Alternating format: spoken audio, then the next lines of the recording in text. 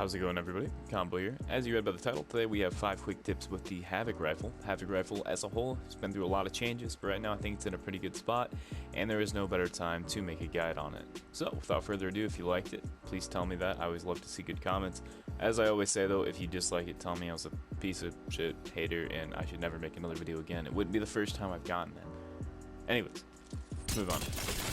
Starting out with tip number 1, we're actually going to talk about the optimal range to be using this thing. Now, we all know pre-nerf Havoc can, laser you across the map like nobody's business. Nowadays, can't really do that, although it is really good at close and medium range. So right here, actually, I'm going to show that off. So in our medium to close range, you can see right here, very consistent. You get even closer, I'm sure you can guess. Headshots are a breeze with this thing. As I said, this may be the highest damage in class, potentially beating the R301. So we get a little bit more out to medium range. Our shots are certainly less consistent there, but we're still able to do a fair bit of damage. Now, as you can see here, as we get out to the longer ranges, this is where this thing struggles. As I've said before, the recoil on this thing is very unpredictable and not very good. So, as you can see right here, yeah, this is me trying my absolute best. You can call me garbage, but I promise you, try to do this exact same thing. As you can see right here, sometimes we get lucky, but if we go even further back from here, we can land the first shot. But, yeah, you are not going to be hitting many shots from long range with this thing. Continuing on with tip number 2, we're actually going to talk more about the optimal ranges to be doing certain things with the Havoc. Now we're actually going to talk about the hip fire. Now, you wouldn't believe it with the recoil what I just showed, but the Havoc actually has surprisingly good hip fire. So, if you were about where I'm at right here, so this is about 6 meters from a target, I do believe you should be hip firing it. Yes, you can aim down sights, but your movement's going to be limited heavily. And if you're using somebody like Revenant where you can actually crouch and hit fire even faster, this makes this weapon very, very good. So right here, I'm going to show that off from about 6-7 meters, just hip firing while moving around, no crouching. As you can see right here, very good, easy kill. Now if I'm Revenant and I'm crouching even from longer ranges, very, very good. And you don't have to be Revenant for this, but if you are going to be crouching, I do recommend you use somebody like Revenant, maybe even Octane, just someone with a little bit faster move speed. Moving on to tip number 3, we're actually going to touch on what I talked about earlier, which is how to shoot the Havoc at longer ranges much more consistently, and by doing so, we're going to have to pick up ourselves the Turbocharger hop-up. Now, I also put on a gold energy mag, just to show this off a little bit better, so we're not like sitting there going back for ammo, reloading a bunch, but you get the point. So, close range, as we said, Havoc excels. Medium range, even here, Havoc, very, very good. Longer ranges like this, you can aim down sights and hit some of your shots with full auto, but most of the time the recoil is going to kick you off. So what you're going to want to actually do is tap fire. And as I said, you do need a turbocharger for this, but as you can see right there, very, very consistent. The cool thing about the Havoc 2 being an energy weapon is its bullets have extremely low drop. So as you can see right here, as long as we are staying on target, we can even tap fire our shots off pretty quick. From super far ranges, if you want to poke at people, you can. With the removal of the select fire, this is probably your next best thing. If all you have is the Havoc and a close range weapon, or let's say the game just started, somehow you found yourself a turbocharger, and you want to screw with some people at longer ranges, this is your best bet. Moving on to tip number 4, and this is not something I often cover on this channel, but I do think it's something very important, especially with the Havoc. As I said earlier, the Havoc does not pair well with a lot of weapons because it does take up a lot of categories. It covers a lot of ground.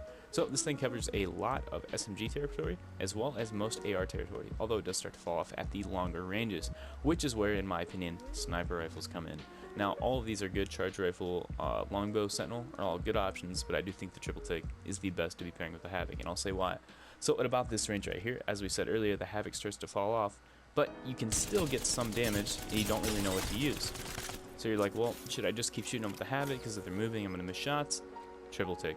This thing is the best close to medium range sniper in the game and picks up right where the Havoc falls off. So as you can see right here, I'm using the triple take, and let's say for whatever reason I run out of ammo, I can always just switch over to my Havoc, and it's an easy cleanup. Now this can be said for a lot of ARs, but because the Havoc is so good at close range, I think the triple take complements it extremely well, as this thing can be used in longer ranges, but it really does encourage that closer range sniper rifle playstyle, which is very good for the Havoc, because you can always pull this thing out, whip it out, knock down 3 people, because this thing has some of the highest damage potential, and a single AR mag. And yeah, I do think the triple take pairs extremely well with this thing, and you should definitely give it a try.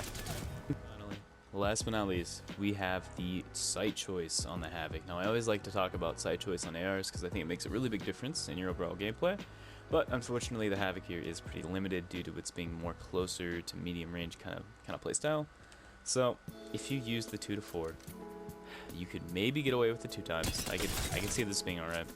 But the 4 times, you know, if select fire was still in the game, I would say this would be the best sight. But if you're trying to snipe with this thing at 4 times, especially without a turbocharger, it's just, I got really lucky right there. It's just not very good. Especially if targets are moving, you're not going to be able to see anything because your screen's going to be having a seizure. So don't do it. The 3 times as well, I mean, if you really like the sight, I mean, you could maybe get away with it, but also I just don't think it's the best. In my opinion, maximum range, maximum sight you should be going is the 2 times, but on the Havoc, I really prefer the 1 to 2, honestly. I think this fits it extremely well. Those of you older players remember this was actually the sight that came on the Gold Havoc for the longest time, and I wholeheartedly believe this is the best sight. It keeps your recoil much more centered on the target. The bruisers are also alright, but you can't really, you can't go for that 2 times if you do want to. You only can go 2 times. As I said, you should be hip firing it at closer ranges, so yes, I can see the appeal of both, but overall, I do think the 1 to 2 is the best sight for the Havoc. Anyways everyone, I do hope you enjoyed this video, and if you learned something new, please let me know. If you didn't learn anything, it's probably because you're a better player and you didn't need this guide, so go ahead and leave hate like you typically do. If you didn't learn anything though, seriously, like, write something in the comments, tell me what I should have said, what I could have added. As I said, I'm always down for criticism, as long as it's constructive. You get what I'm saying. Thank you everyone so much for watching. Hopefully see you guys tonight. If I do decide to stream, we'll see. I might be lazy, who knows. And yeah, stay home, stay safe. This has been Combo, and peace out everyone.